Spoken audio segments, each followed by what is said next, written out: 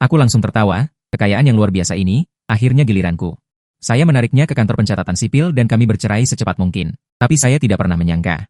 Tepat pada malam pertama setelah saya mendapatkan akta cerai dan bersiap untuk menjalani kehidupan santai sebagai orang super kaya, dia mendapatkan kembali ingatannya.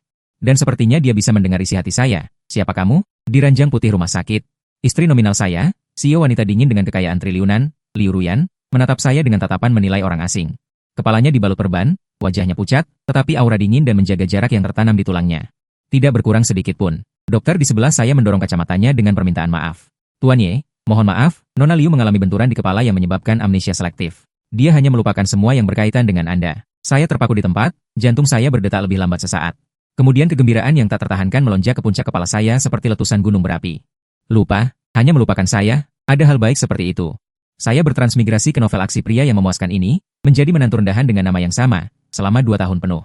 Dalam cerita aslinya, protagonis Ye Xiao sangat mencintai CEO dingin Liu Ruyan, terus-menerus berusaha menyenangkan. Tetapi dihancurkan berkeping-keping oleh Liu Ruyan dan kerabat serta teman-temannya yang memandang rendah orang, akhirnya menjadi batu loncatan bagi protagonis untuk bangkit. Nasibnya tragis. Setelah saya datang ke sini, saya tahu bahwa plot tidak dapat diubah.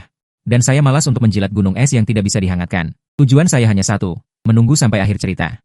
Mendapatkan perjanjian perceraian, dan kemudian menggunakan uang pribadi yang telah saya kumpulkan selama 2 tahun ini untuk menikmati sisa hidup saya dengan bahagia.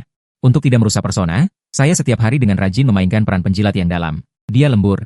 Saya membawakannya makanan. Dia sakit, saya membuatkan bubur. Dia mengerutkan kening, saya merasa sakit hati. Saya hampir muntah sendiri dari akting ini. Dan Liu Ruyan, selalu dengan wajah seperti orang mati yang mengatakan, terima kasih, tidak perlu. Dan, taruh saja di sana. Sekarang, dia amnesia. Bukankah ini sama saja dengan Tuhan melemparkan hadiah akhir cerita langsung ke wajah saya? Lebih awal? Hahaha. Bebas. Akhirnya saya bebas. 2 tahun. Tahukah Anda bagaimana saya menjalani 2 tahun ini? Akting saya membuat Oscar berutang satu patung kecil kepada saya. Amnesia selektif. Lupa dengan baik, lupa dengan indah, lupa sampai-sampai. Dalam hati aku menenggak sampahnya dengan gila. Namun di wajahku aku memperlihatkan keterkejutan dan rasa sakit. Ekspresi rumit yang tak dapat dipercaya. Aku melangkah maju, suaraku bergetar karena kegembiraan. Ruyan, kamu benar-benar tidak mengingatku? Liu Ruyan sedikit mengerutkan alisnya. Sepasang mata indah itu penuh kewaspadaan dan kebingungan. Tubuhnya bahkan sedikit mundur, menghindari dekatanku. Aku tidak mengenalmu. Tolong menjauhlah dariku. Baik. Bagus sekali. Aroma jijik ini. Sangat otentik. Aku mundur 2 langkah dengan hati terluka, tubuhku terhuyung, seolah tak sanggup menahan pukulan telak ini.